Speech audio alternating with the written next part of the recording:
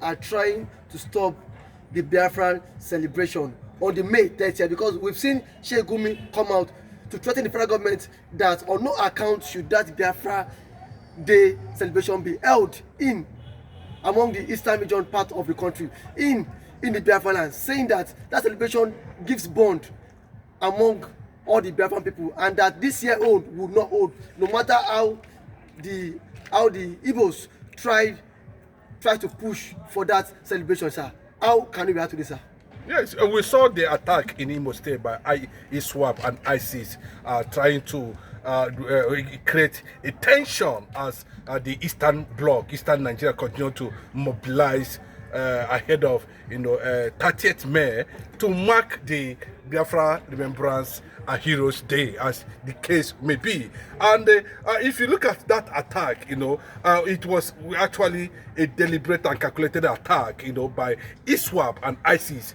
They hit several places in Owerri, very close to Futo, but we don't know what was government response to that. We learned that the Abia State government actually, took a very decisive decision in trying to mobilize the youths, and it happens between the boundaries of Abia State and Imo State, but where that attack actually took place, we are talking about over 100 divided into two. You have the ISWAP and you have the ISIS.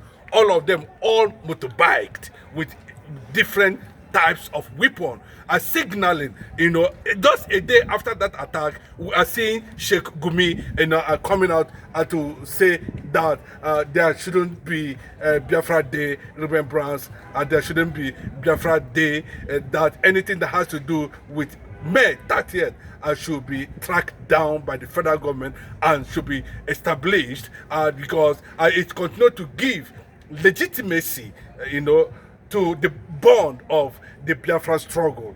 I do not know why that was an impression by Boko Haram, ISWAP, to hit, the first major target registering their presence in Imo State. And days after, we are seeing Sheikh Gumi coming out to say that it must be something that the federal government must do, and they must stop it. Anything that has to do with the Biafran Day remembrance since 1960, that it is no longer relevant, that this is the thing that bonds the Eastern region together. But sir, you think these people are trying to rubbish the hard work of Dim Ojukwu because of he has fought to keep that day, and now you think that the Fulanis are doing everything for them to scatter it so that that day would not longer be in existence, so that this thing would not be an history in school anymore? Yes, you can see over the years, at a certain particular point,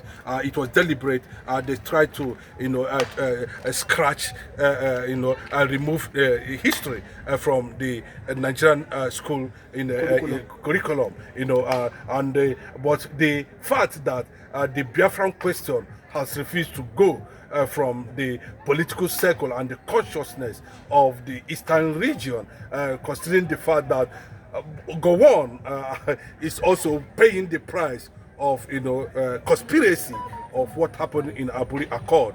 Nigerians are waiting, the world are waiting the concocted book launch that is said that it took him years, that is about to publish, and the world will wait and see what he is going to come up with. That he's definitely going to deny there was no Aburi agreement. But that notwithstanding, I can tell you that what the Fulani are doing is what doing to achieve total Islamization is the same thing they are doing to achieve it through political means. Total Islamization, because I think to an extent they are even celebrating, they have almost hit 50% of it, and most of them are telling you in the next few years now there will be no Christianity in Nigeria, and they are not joking about it, and when you see them betraying the consciousness of this nation for political reason, don't think they are just doing it unnecessarily. They have amassed so much wealth, to change their ideology and views at every particular time with one, agenda, Islamization, including Atiku Abubakar. These are people who are already on the ground, are doing all manner of things to make sure they achieve it. Then coming back to what we are talking about today, of course, this is the month of May. Yes, they remember, they talk about the Biafran Day. We remember the Nigeria Biafra Civil War that started in 1967 to 1970 or thereabout, where that war actually took place.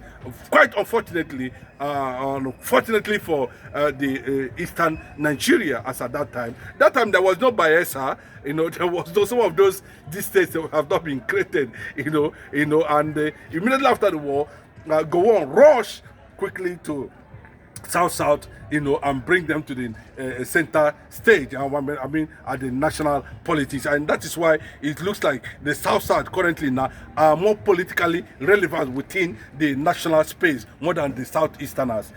So, but that's another thing we are going to discuss for another day. But the fact still remains that can Gumi and the Northern Fulani, Islamists, stop the celebration? That's the question. Gumi and the federal government, who are planning to make sure that it do not hold, and they have also registered their presence. They are also in the eastern part of the Nigeria by conducting an strike, attack by ISIS and ISWAP.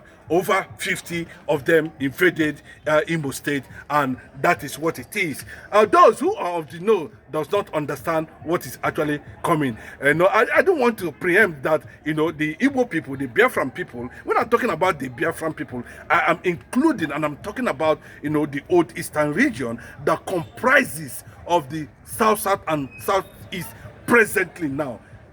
I can tell you, imagine somebody from the north threatening, Asari Dokubo, that if they ever see him in Kanu trying to campaign against Kwankwaso, that they will definitely deal with him.